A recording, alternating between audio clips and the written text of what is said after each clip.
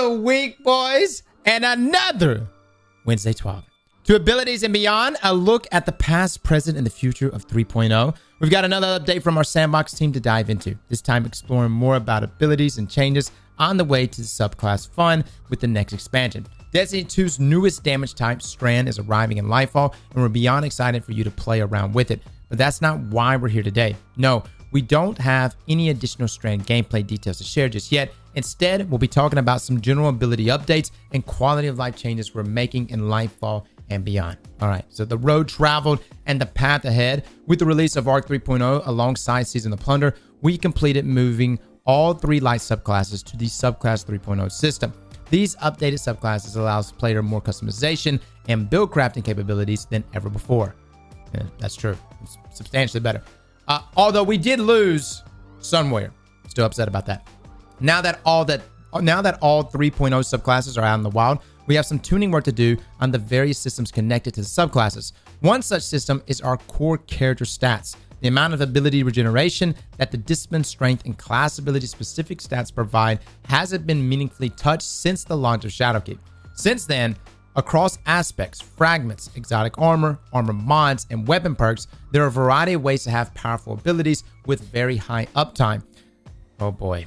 This has resulted in some PvE activities losing the tension that made them special and introduced additional noise into the crucible. This doesn't sound good already. Moving forward, our goal with this ability uptime, both PvE and PvP, is to get back to roughly where we were when the 30th anniversary pack launched in December 2021. We're making some changes to the ability energy economy and Lightfall in the subsequent seasons to correct ability uptime, while still rewarding players for investing in build crafting and fine-tuning their Guardian to the perfect monster slaying machine. For Lightfall, we are making the following change. Focus on passive cooldown gains. So we rescale the efficacy of discipline, strength, and each class ability stat on grenade, melee, and class ability regeneration rates. In general, the regeneration provided by tier 10 stat is now roughly equivalent to tier 8 in the previous system. Each stat tier now provides a more consistent gain and cooldown reduction rather than spiking heavily at lower tiers. So guys, if you know like the stat breakdown for everything, especially apparent for things like intellect, there's a sweet spot. It's not linear. It's got this curve to it, right? And so when you get to the higher stat, it starts to diminish outside of like resilience. It starts to diminish in some ways.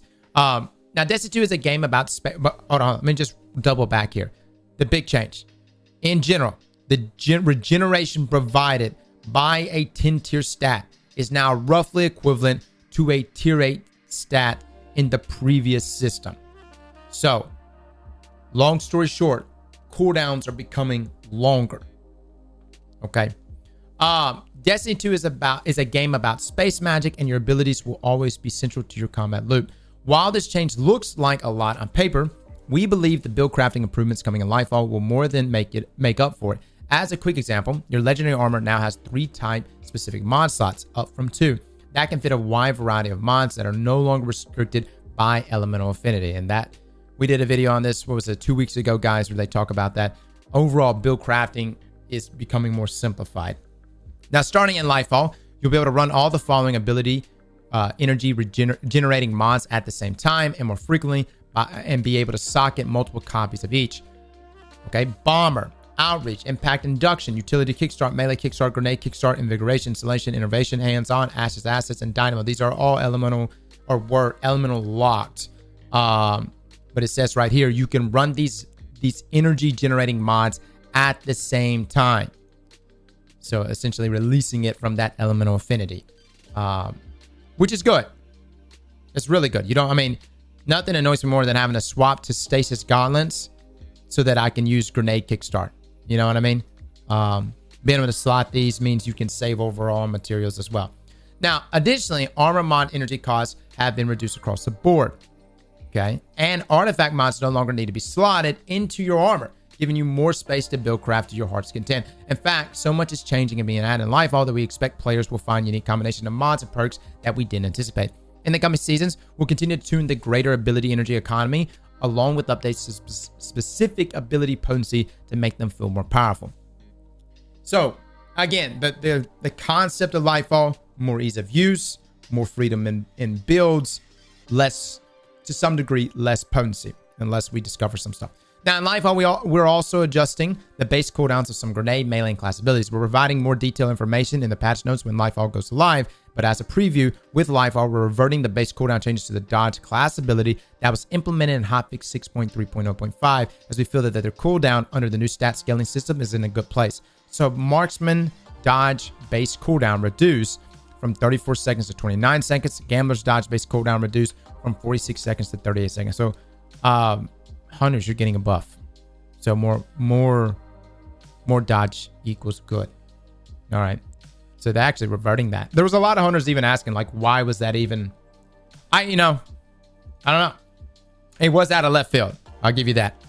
Now, when in Rome, with the 30th anniversary release in December 2021, we split super regeneration times into separate tiers based on the damage potential of each super, with roaming supers generally having longer cooldowns than one-off supers. While we still believe that a gradient of cooldown times based on each super's potency is healthier for the game, we also recognize that roaming supers have taken a backseat in PvE content. Yes, they have, particularly at higher difficulties where neutral game options have grown more capable of clearing groups of enemies with subclass 3.0 keywords. We're working to address this problem, and we don't have a full suite of changes ready just yet. As a first step, in Lightfall, we're increasing the maximum number of orbs of power that roaming supers can generate from 5 to 7, okay?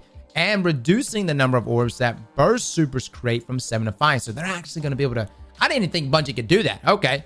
So that's going to be split, depending on if it's considered a roaming super or a one-off. We believe that this split more cleanly reinforces the gameplay role of these type of supers and still provides space for burst supers to shine in combat.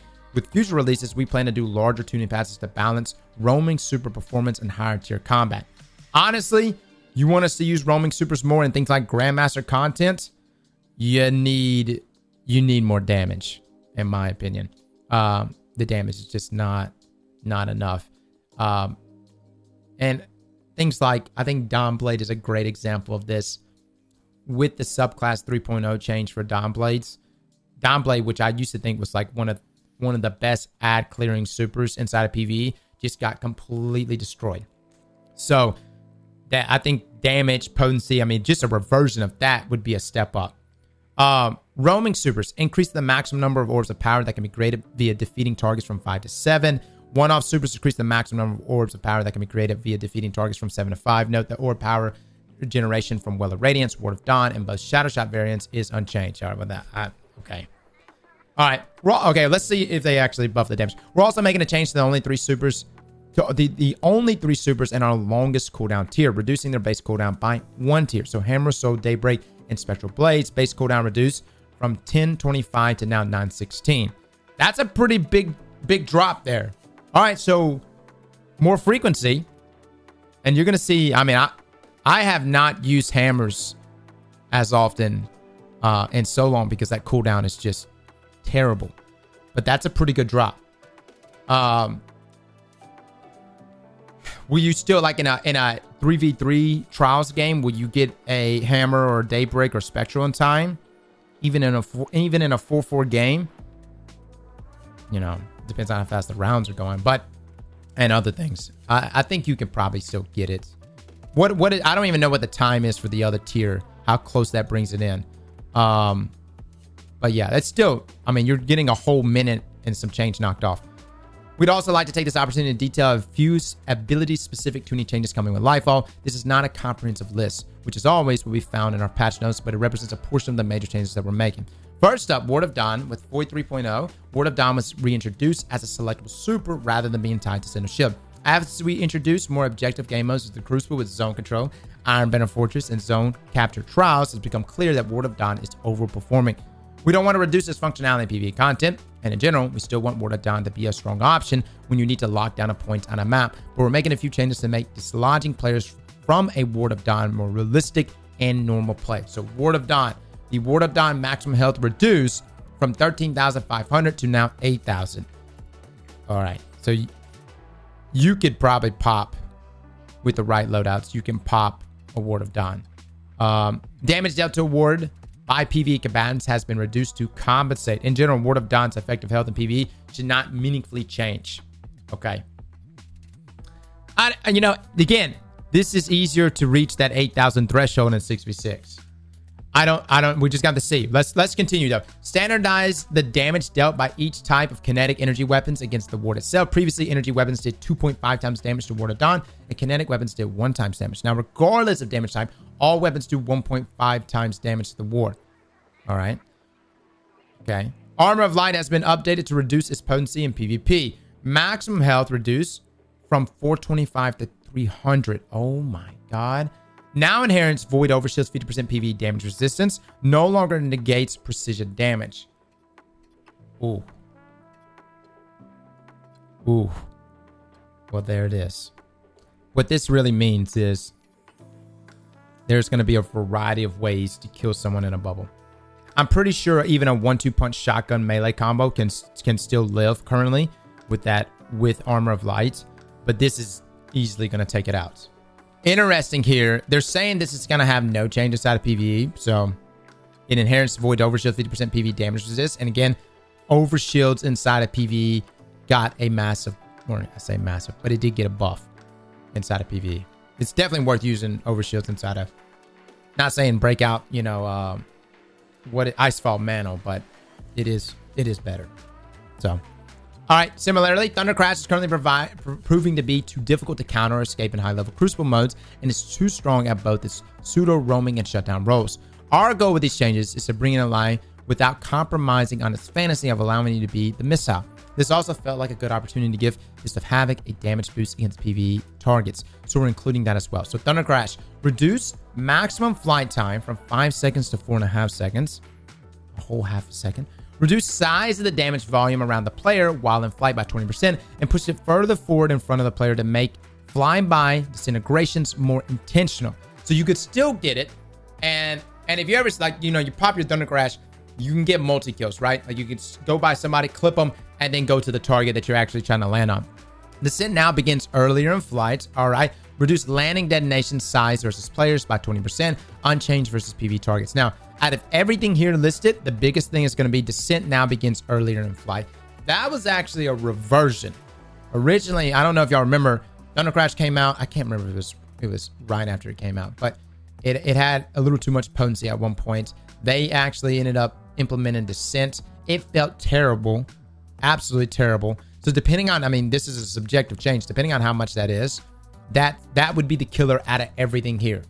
But other than that, the landing detonation means you have to be a little bit more accurate at the 20%, and the flybys should be a little bit harder. So they're trying to treat it more as you got someone in front of you, you need to get the immediate kill. It's a shutdown super, and you have to be somewhat accurate with it. So yeah, Fist of Havoc increased PV damage by 20%. Ooh, baby. So meta. Arc 3.0's Spark of Resistance Fragments, achieving our intended goal of making close-range combat safer to engage with, but it's a bit too easy to keep rolling throughout an entire PV encounter or Crucible skirmish. We're making a couple of changes here to increase the difficulty of doing so without changing its potency while you're in the fray. So Spark of Resistance, increase nearby enemy count requirement for activation from 2 to 3, reduce linger time after you're no longer surrounded from 4 seconds to 2 seconds. Dude, guys, Bungie, if you really want to, deal with Arc Titans or just anything Arc related, but dude, I'm surprised I don't see a knockout nerf. Maybe it's somewhere else down here. No, I don't think I see it anywhere. Maybe it's going to be included in the official patch notes. And I'm not trying to kill you guys or kill anyone's fantasy by saying knockout's too strong, but in the environment that we're in, knockout is just a little too potent, man. You get Synthosep level of melees, and there's just way too much rubber banding. So, all right, moving on. With Solar 3.0, the increased Daybreak duration provided by Dawnblade's Attunement of Flame path was removed, which has left Daybreak in a lackluster place.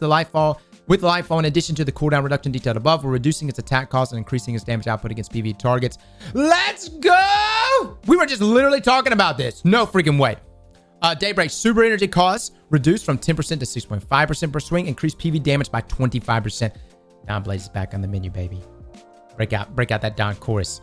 All right, Phoenix Dive has also struggled to find a solid role in most gameplay styles, and it's too difficult to justify picking over healing or empowering Rip. So we're making a suite of changes to increase its viability across game modes, including a base cooldown reduction. All right, Phoenix Dive, base cooldown reduction, 82 seconds to 55 seconds. Now, while Heat rises is active, Phoenix Dive's restoration duration increased from 1 second to now 3 seconds. All right, while Daybreak is active, Phoenix Dive cooldown is significantly reduced, allowing for rapid reactivations, thus rapid scorch applications. Now, while Daybreak is active, Phoenix Dive detonation maximum damage increased from 80 to 220. Are you just gonna be able to just dive constantly? Is that what I'm getting from this? Are you gonna be able to dive, ignite, dive, scorch, dive, ignite? Am I understanding this right? That sounds dope. All right, let's move on though. A great change here for Warlocks. This needed to happen. I mean, we were literally just talking about how Daybreak was nerfed way too hard for PvE. All right, crash test Guardians pretty soon. Guardians are getting a little sturdier. Starting in Lightfall, physics collision damage will no longer be lethal to Guardians. Fall damage will still be lethal when Lightfall launches, but we plan to also make that non-lethal in a mid-season update. You'll still take damage from physical collisions, but it will generally leave you at 1 HP instead of outright splattering you. I thought Bungie could never nerf the architects. And here we are. We hope you'll take this newfound freedom and run with it. We found it's more fun to hurl ourselves headlong into danger without worrying about what's in our way. We're Guardians after all. All right, long story short, guys, crash, like all those times that you were like, you gained a little too much momentum and you died. Looky right there. You should. I love that they're going to still leave you 1 HP. So yeah, that's fantastic. And I die to fall damage all the time. Now, 2 new tools in the arsenal. As part of our build crafting enhancements in Lightfall, we're adding some new fragments to the light subclasses and updating a handful of fragments on Solar and Void to tie into the new subclass pickups, Void Breaches and Fire Sprites. Some of these fragment additions are intended as spiritual successors to combat style mods that aren't making the jump over to the new armor build crafting system. And some are brand new additions intended to open access to subclass verbs that some classes didn't have before. Here are the details. Arc, Spark of Instinct. This is new. When critically wounded, taking damage from nearby enemies emits a burst of damaging arc energy that jolts targets. Oh my god. So that is essentially, what is it? Is it reactive pulse? Yes, it's reactive pulse. So Bungie took reactive pulse, turned it into a fragment. Spark of Haze, new. You have greatly increased resilience, recovery, and mobility while sprinting. Another mod. So which one was this one? There we go. Striking Lights. There you go. It was Striking Lights. These are going to be fragments now, though, guys. So essentially took 2 mods, converted them into this now. Interesting. All right.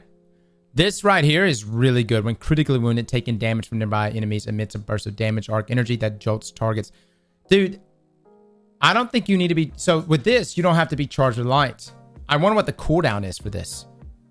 So could you just sit there and just remain in critical and just keep jolting targets around you over and over? You know what I'm saying? We have to see what the... I mean, I don't see any type of anything being consumed in order to produce that. Now, Solar, Fire Sprite, new. Fire Sprites are created by a suite of new and existing Solar fragments and grant grenade energy on pickup. Ember of Mercy, new. When you revive an ally, you and other nearby allies gain restoration. Picking up a Fire Sprite grants restoration. So you see, again, more mods coming over. Ember of Resolve, new. Solar Grenade Final Blows cure you. All right. Ember of Tempering now creates a Fire Sprite on Solar Weapon kills while active in addition to its original effects. Oh, man, look at this. So you create a Fire Sprite on Solar Weapon kills. You pick it up, and then you can combine this with Ember of Mercy. You see where we're going with this. All right. Ember of Combustion now creates a Fire Sprite on Solar Super Defeats in addition to its original effects. So, again, this is what we currently have. And then Ember of Searing now creates Fire Sprites when defeating scorched targets in addition to its original effects. Dude, I'm seeing sunshots. I'm seeing 1,000 voices. I'm seeing massive just healing and crazy synergy. I'm seeing Starfire in this new form with these Fire Sprites. Yeah. Void. All right, moving on. Void Breach, new. Void Breaches are created by a selection of new and existing Void fragments and grant class ability energy on pickup. Echo of Cessation. New finisher final blows create a burst of void damage that causes nearby enemies to become volatile. Defeating volatile targets creates a void breach. Oh my. Oh my. Gerfalcon. You got Gerfalcon, right? And Gerfalcon, when you actually get the finisher off, if you're invisible and you defeat a combatant while using a finisher, you gain weapon damage, right? And of course, when you come out of it, you have volatile. And then you're going to be creating a void. You're going to be creating a void breach. Dude, you see the loop here? The class ability energy regeneration. Someone's saying fell winners. Oh my, I completely forgot about fell winners. Yes, power and melee final blows create a burst of energy. I know you guys probably can't see this at all. I'm sorry. Creates a burst of energy that weakens nearby targets. Finishers and final blows against more powerful targets increase the radius of the burst and length of the weaken effect. So yeah, lots. I mean, we have a lot of things that are like severance and closure. There's a lot of things that definitely synergize here with all of this. I mean, as far as finishers go. Okay, Echo of Vigilance. Defeating a target when your shields are depleted grants you a temporary void overshield. Interesting. Echo of Domineering now creates a void breach when defeating suppressed targets in addition to its original effects. Let's go.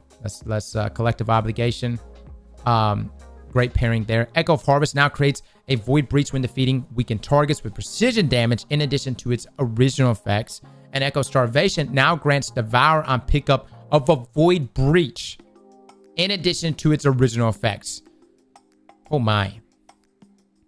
Every one of your void builds are about to just get amplified. All I'm saying is Strand is going to have to be packing. Because with things being this hot for our subclass, like I know, like right, they started off delivering like really bad news up here. And then this has substantially gotten better I take the trade-offs. I like the trade-offs more. Now, in case you missed the build crafting update from a couple weeks back, we've also added ways for your subclass keywords to counter champions. While we still expect weapons and seasonal artifact mods to be the primary ways you counter champions in high-level PvE content, we found that the subclass keywords are a solid complement to round out your loadouts or get your fire team out of a tight spot when an unstoppable champion is barreling towards you. We'll be keeping an eye on this when it goes live, and we're excited to see players use it. That's it from the gameplay team today. We hope you're looking forward to Lightfall, and we'll see you on the other side. Yeah, guys, we have a video on that build crafting blog. We also did a video going over like everything that's going to be like things to look out for that will be countering champions. So if you want to check that one out, we'll link that down below. Slap that like button like your mama told you right.